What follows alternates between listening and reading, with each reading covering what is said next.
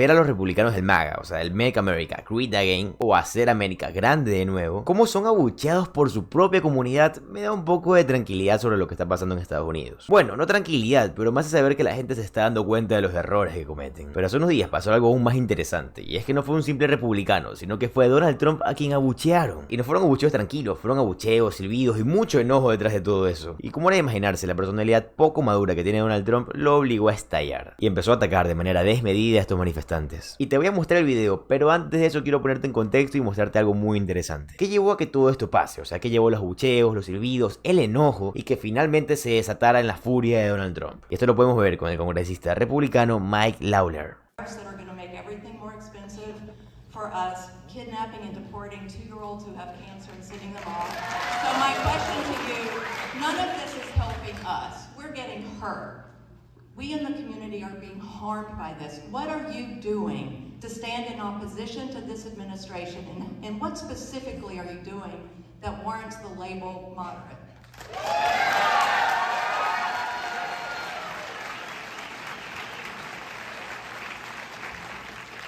Again, my record speaks for itself.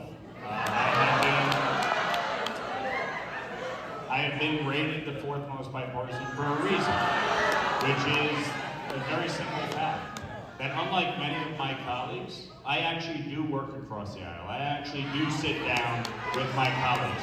There's not a single local elected official who can honestly say that I have not sat down with them and worked with them regardless of their party. There's not a single one of my Democratic colleagues in the Congress who could say that I don't do that. When it comes to folks, if you want me to answer the questions, let the question be asked and then listen to the answer. If you're just going to yell back and forth, the time is going to run pretty quick. So folks, when it comes to the economy, okay? We have an affordability crisis. This crisis didn't just start. We've been dealing with it for the last 4 years. Everything went up. The cost of groceries, the cost of housing. For instance, in Rockland County, the average mortgage cost went up $1,000 a month. That's over $12,000 a year on an annual basis, okay? And so what we're dealing with is trying to reverse a lot of this. What happened? What caused that? What caused record inflation?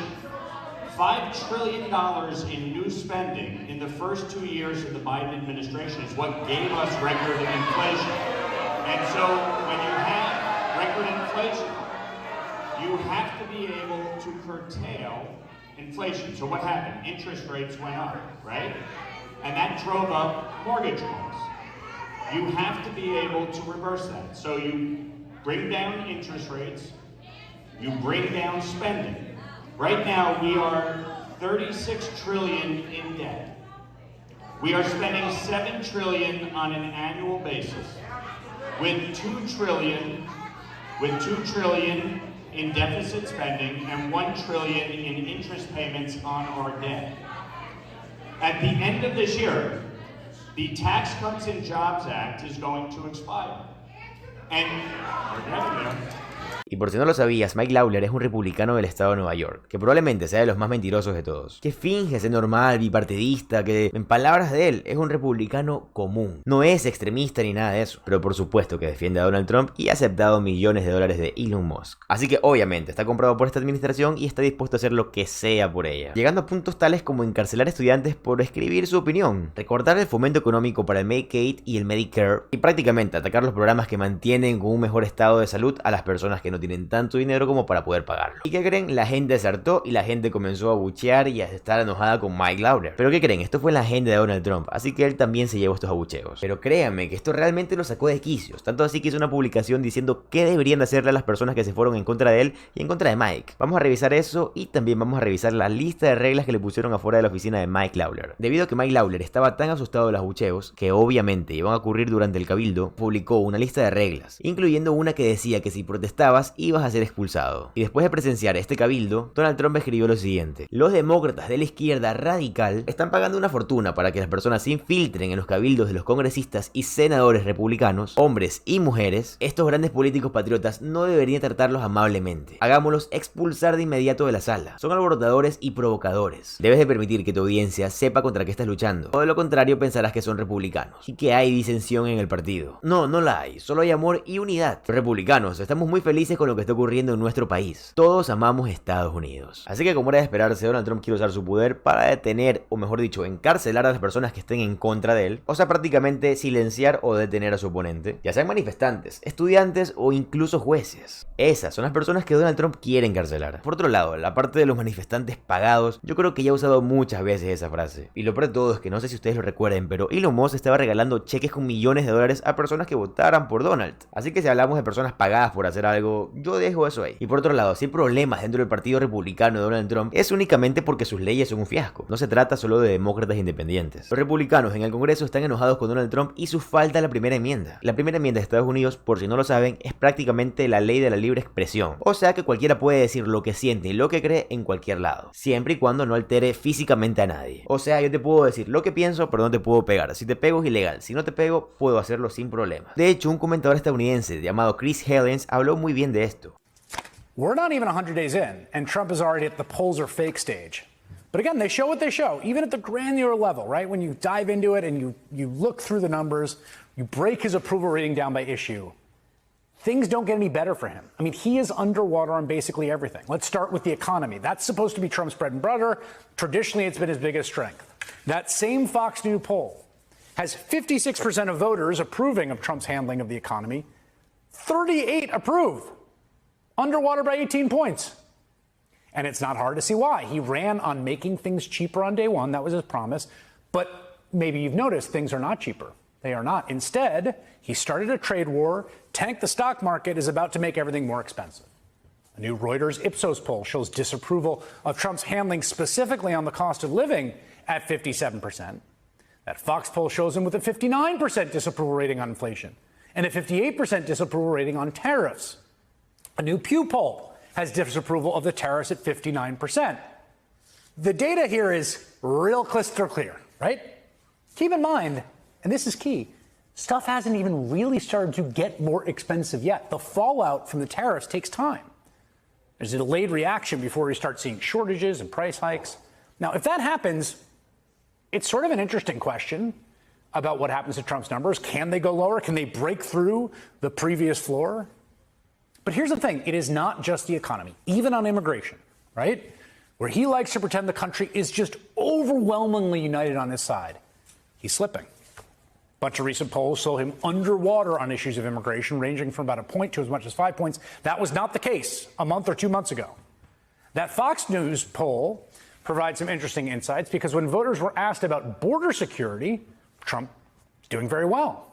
But when they were asked about immigration at large, look at that, his approval was underwater. That, I think, is due to his neglect of due process, the stories of Kilmar Abrego Garcia, the young graduate students here totally legally who've done nothing wrong at colleges, getting abducted off the street and put into prison, or the people deported to a foreign gulag with no trial because they had an autism awareness tattoo. Not very popular. Look at this, okay? A new Economist YouGov poll. Half of all Americans say Trump should return Kilmar Abrego Garcia to the U.S. Only 28% say he should not. Even Trump's so-called war on woke, that was a key component of his campaign and a huge part of what they're doing in the government, even that is underwater. Look at this. His attacks on DEI, which are really attacks on civil rights law, are unpopular. He's down 9 points on the issue, according to one poll. Now, instead of changing course, Trump is doing more of what voters say they dislike. In fact, yesterday, he signed an executive order that seeks to just straight up annihilate a key provision of the Civil Rights Act. He's basically ordering the federal government to ignore what's called disparate impact. That's when some institution does something that on paper may look neutral, but in practice ends up discriminating disproportionately against one group or other. It's part of the original Civil Rights Act. It's a bedrock civil rights principle. It's something that Martin Luther King Jr. and the people of that generation marched for, that they died to protect in this country. Trump signs an order wanting to undo it. Now, I will say, to be fair, when he signed the order last night, it sure did seem like he was hearing about it for the first time. Lastly, sir, we have an executive order on disparate impact theory. This is a theory that underlies a lot of the modern DEI and CRT-driven diversity culture. The basic idea here is instructing your departments and agencies to no longer rely on disparate impact theory as they're regulating, as they're issuing guidance, as they're making rules. We want to focus on results. We want to focus on actual fairness. We want to focus on merit, not things like disparate impact theory and the whole sort of diversity, equity, and inclusion cult. It's getting out of that, huh? Yes, sir. Yeah, he seems to have total command. I don't think this stuff plays well with anyone.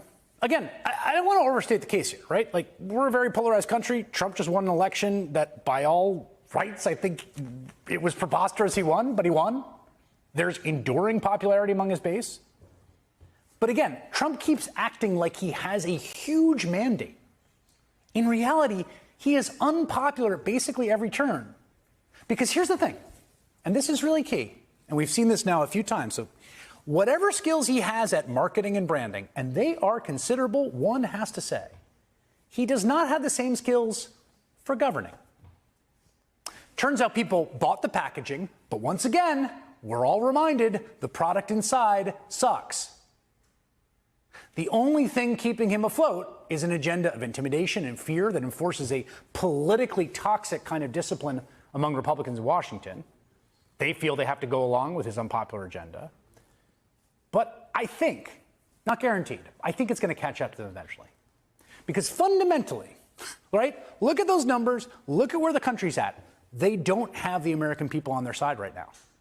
I think the data is pretty definitive on that. Donald Trump ha llegado a un punto en el que nunca ha estado. Tiene mínimos populares. Nunca en la historia de los mandatos de Donald Trump ha sido tan impopular como lo es ahora. Aunque todos entendemos el porqué, sus leyes absurdas, sus peleas absurdas y su innecesaria necesidad de siempre querer ser el protagonista de todo cuando no lo es. Pero recuerda que lo más importante es saber qué opinas tú al respecto. Recuerda que subo contenido de política todos los días y te agradecería de todo corazón que te suscribas al canal. Mi nombre es Alvarado, soy economista y estoy comprometido a informarte todos los días.